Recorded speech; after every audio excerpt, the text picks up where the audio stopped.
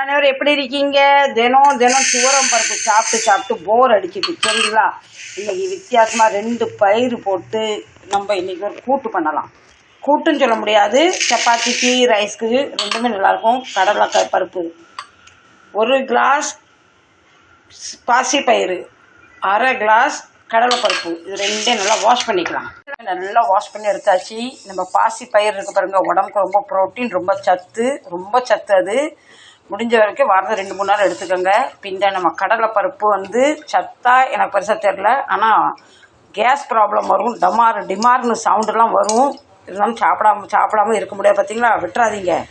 அந்த டிமார் சத்தம் போகிறதுக்காக ஒரு காயத்துண்டு, கொஞ்சமாக மஞ்சள், பின் அந்தளவு பூண்டு எந்த அளவுக்கு உணவில் சேர்த்துக்கிறோமோ வந்து சீக்கிரமாக நமக்கு சாப்பாடு ஜீரணிச்சிடும். பின்ன 1/2 ஸ்பூன் ஜீரகம், கொஞ்சமாக உப்பு நல்லா கலக்கி விட்டுக்கலாம். இப்போ ஒரு 4-5 விசிலை வச்சு எடுத்துக்கலாம். ஓகே, 3 சீட்டு விசில் வந்துட்டு போயிட்டு இன்னும் 2 விசிலுக்காக வெயிட்டிங்.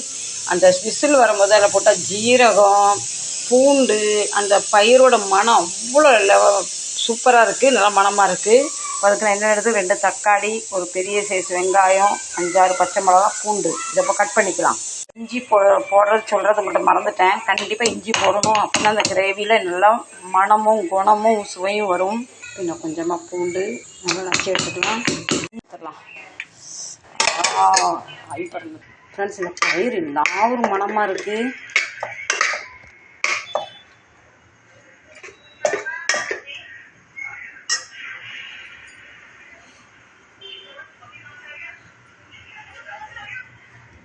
நல்லா வெந்துட்டுங்கிறங்க, பயிரும் நல்லா வந்துட்டு, கடலைப்பருப்பு நல்லா வந்துட்டு.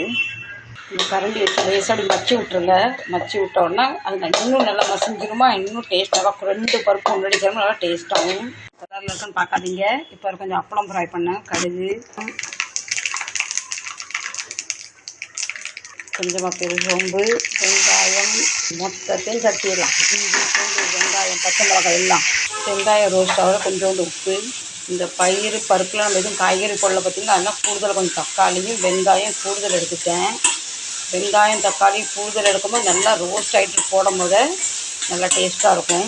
கொஞ்சமாக கருவேப்பிலை, இதுக்கு முக்கால் வேக்காடு நல்லா வதங்கிட்டு 1 ஸ்பூன் மிளகாத்தூள், மஞ்சள்தூள், தனியா பவுடர், கொஞ்சமாக கலருக்காக red chilli powder, 1 pinch garam masala. எதில் ஒரு சப்ஜிலே நம்ம கரம் மசாலா லேசாக போட்டால் நல்லா மணமாக இருக்கும். இப்போ மசாலாலாம் நல்லா ரோஸ்ட் ஆகிட்டு இப்போ இதை நம்ம இப்படி ஊற்றிடலாம். இதை எடுத்து இதில் கொட்டின பின்னாடி ஒரு 2 நிமிஷம் நல்லா கொதிக்க வச்சுட்டா அந்த பருப்பு மசாலா எல்லாம் ஒன்றாயிரும். இந்த கடலை பருப்பு வந்து வெந்துடக்கூடாது, அது முக்கால் வேக்காடாக இருக்கணும். அப்போ வாயில் ஒரு வாய்க்கும் ஒரு கடலை பருப்பு வரும் பார்த்திங்களா, ரொம்ப டேஸ்ட்டாகவும் ரொம்ப நல்லா ட்ரிஸ்டியாகவும் இருக்கும். இந்த குழம்பு ரெடி ஆகிட்டு, இந்த கிரேவி வந்து சப்பாத்திக்கு ரைஸ்க்கு ரொம்ப டேஸ்ட்டாக இருக்கும். கொஞ்சம் அப்பளமும் பொரிச்சிட்டேன். இனி ஒரு ஆம்லேட்டாக போட்டுடலாம். நீங்களுமே தினம் துவரம் பருப்பை போட்டு சாப்பிடாதீங்க. வாரத்தில் 1 நாள் 2 நாள் ட்ரை பண்ணி பாருங்கள். சூடு சாதத்துக்குலாம் வேறு லெவலாக இருக்கும். இருக்குன்னு பார்க்க ஆசையாக ஆம்லேட் பண்ணி தாடின்னு கேட்டார். ஆம்லேட் பண்ண போனேன், போட்டுட்டு அந்த பக்கம் நின்று எல்லாம் ஒட்டி பிடிச்சிட்டு இப்போ ஆம்லேட் வந்து பிஞ்சி போன முட்டையாகிட்டு. சரி இருக்கட்டும், வாங்க இன்றைக்கி நம்ம வீட்டில் ப்ரோட்டீன் குழம்பு சாப்பிடலாம். குறைய சோறு, நிறைய குழம்பு. ஓகே, பின்ன அதுக்கப்புறம் அப்பளம் கொஞ்சமாக சாப்பிடலாம். இந்தாங்க சொல்லுங்க. கொஞ்சம் உப்பு பத்தலை,